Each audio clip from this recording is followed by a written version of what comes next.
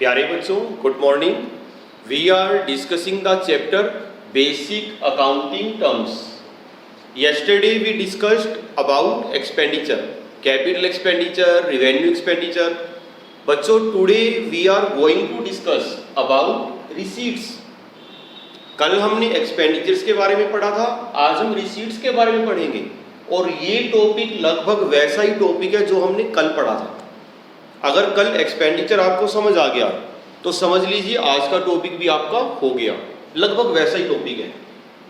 बच्चों, एक्सपेंडिचर का मतलब मैंने कल आपको क्या बताया था कि हम बिजनेस के लिए कोई एसेट ले रहे हैं, बिजनेस के लिए गुड्स ले रहे हैं, बिजनेस के लिए सर्विसेज ले रहे हैं। मार्केट से हम एसेट्स लेते हैं, गुड्स लेते हैं, सर्विस लेते हैं, तो बदले में पेमेंट करनी पड़ेगी and that is called expenditure. Receipts इसका जस्ट अपोजिट है। मान लीजिए हम गुड्स सेल करते हैं, दुकानें हमारी, बिजनेस है, तो बिजनेस में तो सेल ही करते हैं, या तो गुड्स की या फिर सर्विसेज की। ठीक है, मान लीजिए मैंने 10,000 रुपये का माल बेचा, गुड्स सोल्ड वर्थ ₹10,000। ठीक है, फॉर कैश और ऑन क्रेडिट डजेंट मैटर, नगद बेचा है, उधार बेचा है, कोई बात नहीं। या मेरे पास कस्टमर्स के बैठने के लिए फर्नीचर है, पुराना हो गया, मैंने सेल कर दिया। तो बच्चों, अगर हम अपनी कोई एसेट सेल कर रहे हैं, गुड्स सेल कर रहे हैं, सर्विसेज सेल कर रहे हैं, तो बदले में पैसा मिलेगा, तो उसी को हम क्या कहते हैं, रिसीट्स। पेमेंट कर रहे हैं तो एक्सपेंडिचर, और अगर पेमेंट ले रहे हैं दैट इज कॉल्ड रिसीट्स। यही आज का टॉपिक है। देखो, मैंने मीनिंग लिखा है। रिसीट्स का मतलब क्या है, अमाउंट रिसीव्ड और रिसीवेबल। मैं अभी कह रहा था ना कि कैश सेल करी है या क्रेडिट सेल करी है, डजेंट मैटर, क्योंकि क्रेडिट सेल करी है तो भी पेमेंट तो मिल ही जाएगी, आज नहीं तो कल। तो अमाउंट रिसीव्ड और receivable from sale of assets, goods और सर्विसेज। देखो बच्चों, क्लियर है? एसेट सेल कर रहे हैं, गुड्स सेल कर रहे हैं, सर्विसेज सेल कर रहे हैं, तो बदले में जो पेमेंट हमें मिलेगी या मिलने वाली है दैट इज कॉल्ड रिसीट्स। अब क्वेश्चन ये क्रिएट होता है कि receipts are of two types, revenue receipts and capital receipts. मैं अभी कुछ एग्जांपल आपको बताऊंगा और आपने खुद आइडेंटिफाई करना है कि कौन सी रिवेन्यू नेचर की है, कौन सी कैपिटल नेचर की है। डिफरेंस मैं आपको बता देता हूं। What is the difference between capital receipts and revenue receipts? सबसे पहला डिफरेंस मैंने क्या लिखा है, नेचर। यही डिफरेंस है, जैसे मैंने कल आपको बताया था, बिल्कुल सेम वही है। Revenue receipts are of recurring nature. Recurring का मतलब regular nature, repetitive nature, means which is related to day affairs of the business, जो रूटीन की है। और capital receipts are those receipts which are of non recurring nature, non repetitive nature, non regular nature, जो regular nature की receipt नहीं है। कल भी हमने ऐसे ही पढ़ा था। तो यही मेन डिफरेंस है बच्चों, क्लियर है?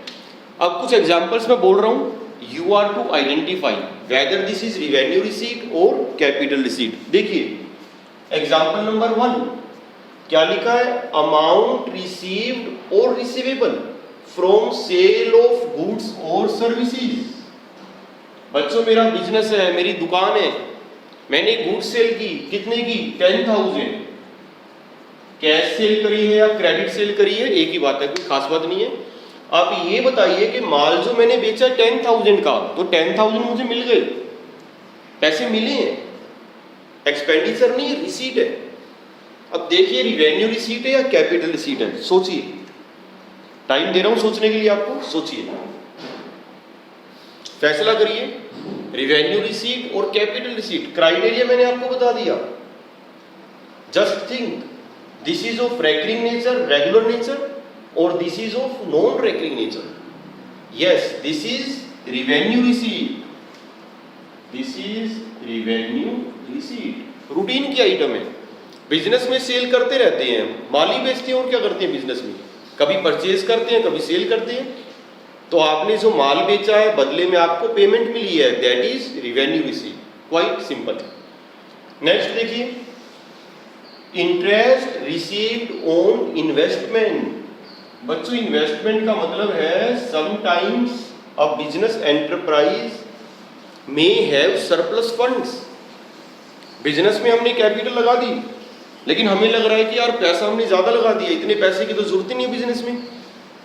तो अगर हमारे पास सरप्लस फंड्स है, सरप्लस पैसा है, तो उसे हम कुछ टाइम के लिए बिजनेस के बाहर इन्वेस्ट कर देते हैं, so that we can earn some return.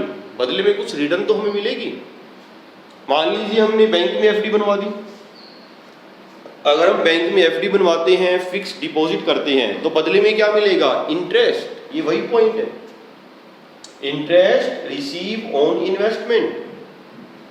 Investment के ऊपर, बैंक एफडी के ऊपर हमें जो इंटरेस्ट मिलेगा, सपोज 5000, देखिए रिसीट है, एक्सपेंडिचर है, पहले तो यही देखिए, रिसीट है, पेमेंट मिली है। सोचिए रिवेन्यू रिसीट, कैपिटल रिसीट। बच्चों again this is revenue receipt, क्योंकि अगर मैंने बैंक में 5 साल के लिए एफडी बनवाई है, तो ये इंटरेस्ट तो मुझे हर साल मिलेगा। Recurring nature, repetitive nature, routine matter है। This is revenue receipt. आगे चलते हैं, रेंट रिसीव। बिल्डिंग है हमारे पास, काफी बड़ी बिल्डिंग है, और बिल्डिंग का हमने एक पोर्शन लेट आउट, किराए पे दिया हुआ है किसी को, तो बदले में हमें जो रेंट मिलेगा, देखिए रिवेन्यू रिसीट तो है ही है, रिवेन्यू रिसीट और कैपिटल रिसीट। सोचिए रेंट रिसीव, बच्चों again this is revenue receipt, क्योंकि जो बिल्डिंग का पोर्शन हमने किराए पे दिया है, तो रेंट तो आपको मिलता रहेगा, रेगुलर मिलेगा, हर महीने मिलेगा, हर साल मिलेगा। तो this is revenue receipt which is of recurring nature. Next point, amount receive from sale of fixed asset.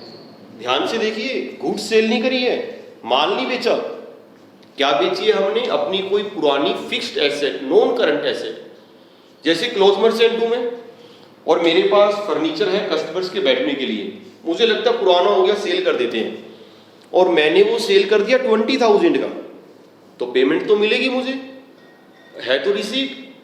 सोचिए रिवेन्यू रिसीट और कैपिटल रिसीट, ध्यान से सोचिए बच्चों। Now this is capital receipt.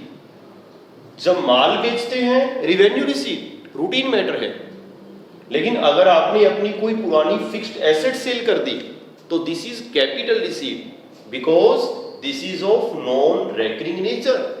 ये रेगुलर नेचर के आइटम नहीं है। सहमत हो बच्चों? आगे देखिए point number 5, capital contributed by the proprietor, owner. Owner ने कैपिटल लगाई है, बीच में भी कैपिटल लगा सकता है, स्टार्टिंग में तो लगाता ही है जब बिजनेस स्टार्ट करता है।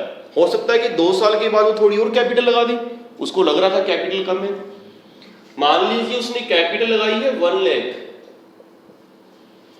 मैंने आपको कहा था एक बार, बिजनेस एंटिटी प्रिंसिपल, अकाउंटिंग में बिजनेस अलग है, बिजनेसमैन अलग है। तो फर्म के पास तो पेमेंट आई है, फर्म के लिए तो रिसीट है 1 लाख। सोचिए रिवेन्यू रिसीट और कैपिटल रिसीट, देखिए व्हाट यू थिंक बच्चों? This is capital receipt because this is of non recurring nature. ये भी रेगुलर नेचर की आइटम नहीं है। एक एग्जांपल और देखिए, लोन टेकन फ्रॉम बैंक। मैंने बैंक से लोन लिया है 5 लाख का, है तो रिसीट, पैसे मिले। देखिए रिवेन्यू रिसीट, कैपिटल रिसीट। सोचिए again this is capital receipt because this is of non recurring nature, routine की आइटम नहीं है। बच्चों ये जो एग्जाम्पल लिखे मैंने फर्स्ट से लेके थर्ड तक, 1 2 3, दीज आर रेवेन्यू रिसीट्स। और नीचे के जो 3 एग्जाम्पल हैं 4 to 6, these are capital receipts. Clear? फिर बता देता हूं कि जो रेकरिंग नेचर की है, रेगुलर नेचर की है, which are related with day to day affairs of the business, revenue receipts। और जो डे टू डे अफेयर से रिलेटेड नहीं है, जो रेकरिंग नेचर की नहीं है, that is capital receipt। One more point we will discuss, that is accounting treatment in final accounts, कल भी ये पॉइंट हमने डिस्कस किया था, बिल्कुल वही पॉइंट है सेम। देखिए accounting treatment in final accounts, बल्कि आज तो मैं आपसे पूछूंगा, आपने बताना है कि कैसे करें। इसे हटा देता हूं यहां से। बच्चों बीच में आप स्क्रीनशॉट ले सकते हो।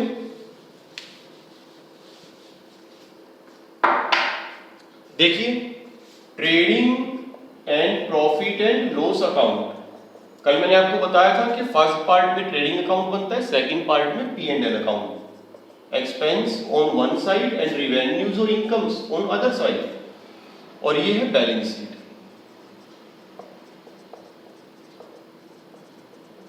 ठीक है बच्चों, जो trading and profit and loss account हम बना रहे हैं, रिवेन्यूज का टोटल ज्यादा है, एक्सपेंस का टोटल कम है। Suppose this is 1 lakh, this is 70,000, तो 30,000 का जो डिफरेंस है इसको हम क्या कहेंगे, प्रॉफिट। रिवेन्यूज या इनकम्स ज्यादा है, एक्सपेंसेस कम है, तो difference will be profit, net profit कह सकते हैं। पी एंड एल अकाउंट की बात मैं कर रहा हूं। अब मेरा क्वेश्चन क्या है, क्वेश्चन ये कि एक्सपेंस हम यहां दिखाते हैं और रिवेन्यूज मींस रिसीट्स यहां दिखाते हैं, एक तरफ एक्सपेंस और एक तरफ रिसीट्स। अब मेरा आपसे क्वेश्चन ये है कि while preparing trading and profit and loss account, while calculating net profit, which type of receipts should be considered, revenue receipts और कैपिटल रिसीट्स और बोथ। देखिए कल भी यही क्वेश्चन मैंने आपसे पूछा था कि जब trading and P and L account हम बनाएंगे, नेट प्रॉफिट हम कैलकुलेट करेंगे, तो यहां पे कौन सी रिसीट्स दिखाएंगे, रेवेन्यू रिसीट्स और कैपिटल रिसीट्स और बोथ। देखिए कल का टॉपिक अगर आपने किया अच्छे तरीके से तो you can answer this question. बच्चों यहां पर हम दिखाएंगे केवल और केवल revenue receipts which are of recurring nature. आपने गुड्स सेल करी है, बिल्कुल दिखाएंगे यहां पे, ठीक है। एफडी पर हमें इंटरेस्ट मिला है, बिल्कुल दिखाएंगे। रेंट रिसीव दिखाएंगे, ओनली रेवेन्यू रिसीट्स। कल मैंने आपको क्या कहा था कि यहां पे हम कौन से एक्सपेंडिचर्स दिखाते हैं, केवल रेवेन्यू एक्सपेंडिचर्स। बच्चों ये जो trading and profit and loss account है, इसमें आइटम्स ही रेवेन्यू नेचर की आती है, only revenue expenditures and only revenue receipts. जो कैपिटल नेचर की आइटम्स है वो कहां जाती है, बैलेंस शीट में। जैसे कैपिटल रिसीट की बात मैं कर रहा हूं, मैंने बैंक से लोन लिया 5 लाख का, 5 लाख, सोचिए कैपिटल रिसीट है, तो 5 लाख का जो मैंने लोन लिया है उसको यहां थोड़ी दिखाएंगे कि हमने लोन ले लिया 5 लाख का, और देखिए हमारे रिवेन्यूज का टोटल तो बहुत ज्यादा हो गया, और रिवेन्यू ज्यादा होने से देखो जी प्रॉफिट हो गया, ये तो गलत हो गया। बैंक से कर्जा लिया तो इससे प्रॉफिट थोड़ी बढ़ जाएगा आपका, मेरी बात समझ रहे हैं। तो ये जो लोन है ये कैपिटल रिसीट है, इसे हम trading and profit and loss account में नहीं दिखाएंगे। कहां दिखाएंगे, बैलेंस शीट। सोचिए लोन कहां दिखाऊं, एसेट में कि लायबिलिटी में। कर्जा लिया है बैंक से, हमारे सिर पे बोझ है, वापिस करना पड़ेगा, ऑब्वियसली कहां दिखाएंगे, लायबिलिटी में, 5 लाख। तो बच्चों ये लास्ट पॉइंट है, treatment in final accounts. Revenue receipts are shown in trading and profit and loss account. Revenue receipts are shown in trading and profit and loss account, but capital receipts are shown in balance sheet.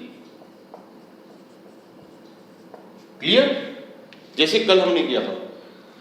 तो बच्चों ये था हमारा topic receipts. Meaning मैंने आपको बता दिया, classification मैंने आपको बता दिया, revenue receipts, capital receipts, example मैंने बता दिए, और ये भी बता दिया कि फाइनल अकाउंट्स में कैसे ट्रीट करेंगे। बाकी जब हम फाइनल अकाउंट्स वाला चैप्टर करेंगे, जो कि काफी लास्ट में हमने करना है, तो आपको ये सारी बातें तब क्लियर हो जाएंगी डेफिनेटली। ठीक है बच्चों, स्क्रीनशॉट आप ले सकते हो।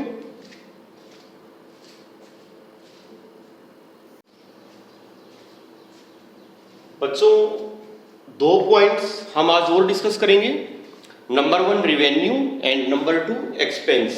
ध्यान से देखना, क्योंकि कल जो टॉपिक मैंने करवाना है उसके लिए आपको रिवेन्यू का मीनिंग पता होना चाहिए और एक्सपेंस का मीनिंग भी आपको पता होना चाहिए।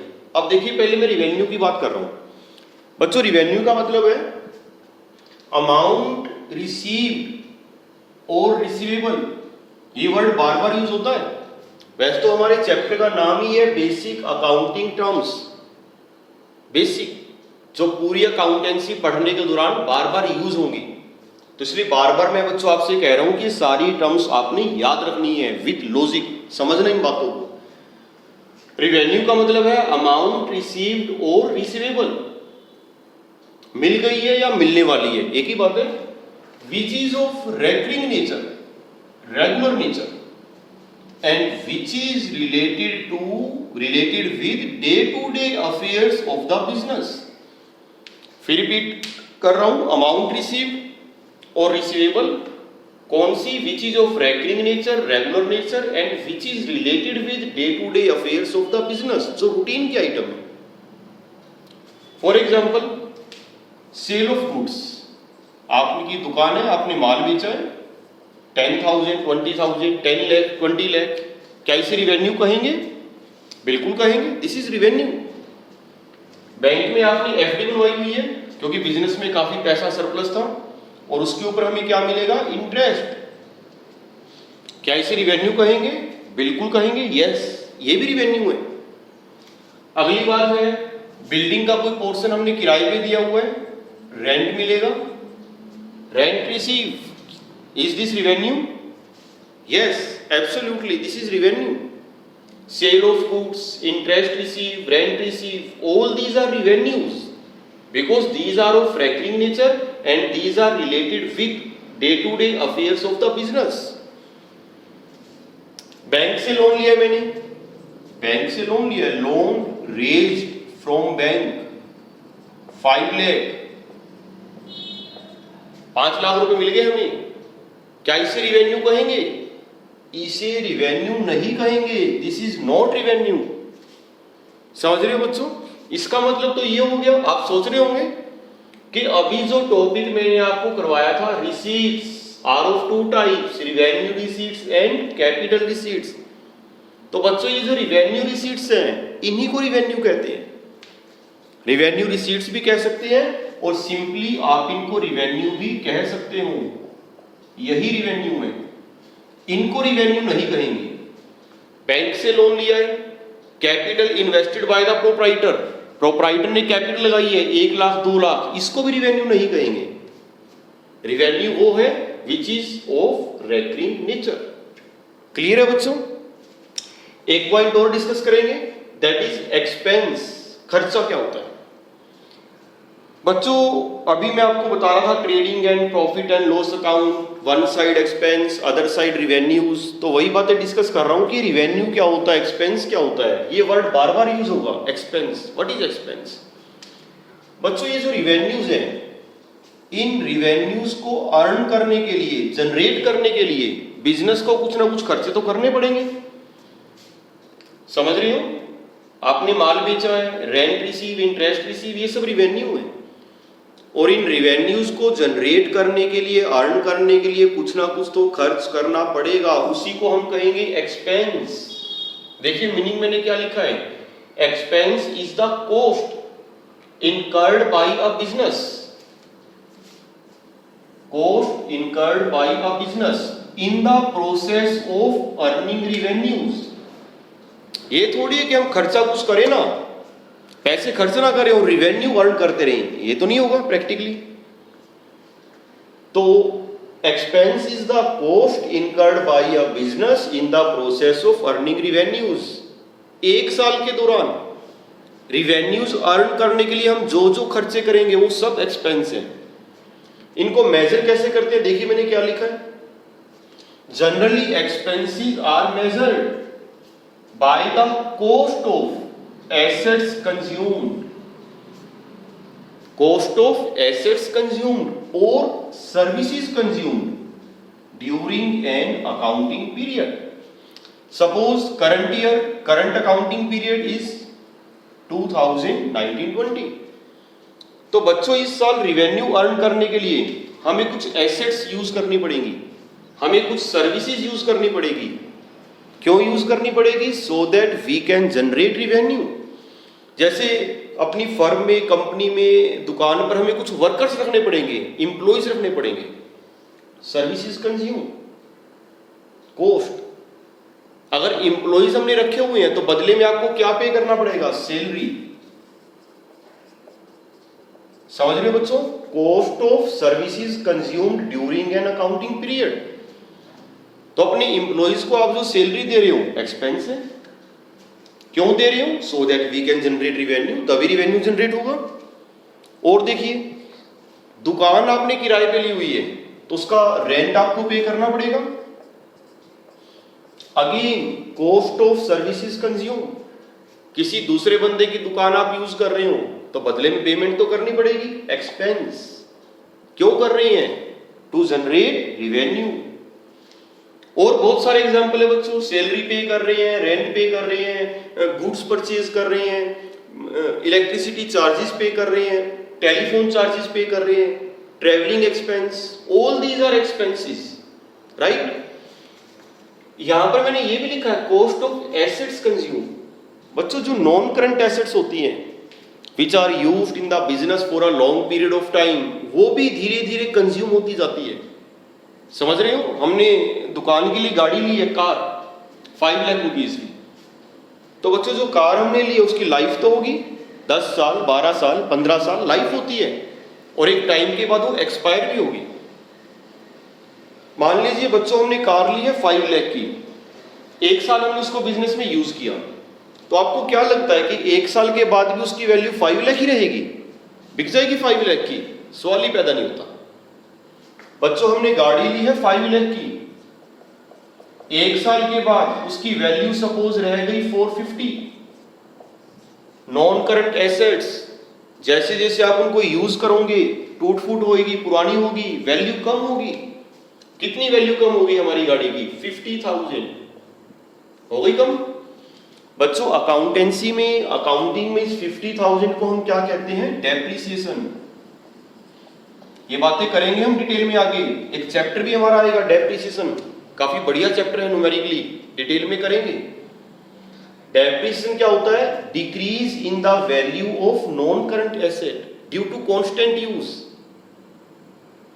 तो हमारी कार 5 लाख से 450 क्या गई? 50,000 उसकी वैल्यू कम हो गई, जिसे मैं डेप्रिसिएशन कह रहा हूं। ये भी एक्सपेंस है, कॉस्ट ऑफ एसेट्स कंज्यूम। समझ रहे हो बच्चों? Generally expenses are measured by the cost of assets consume और services consume during an accounting period. Revenue कमाने के लिए आपको कुछ सर्विसेज, कुछ एसेट्स यूज करनी पड़ेगी, तो ये सब एक्सपेंस है। सैलरी पे, रेंट पे, डेप्रिसिएशन एक्सेट्रा। तो ये था बच्चों what do you mean by revenue and what do you mean by expense. कल का टॉपिक इसी से रिलेटेड है। ये सारी बातें आपने तैयार करनी है, कॉपी पे लिख लेना, लर्न कर लेना, right. Thank you very much.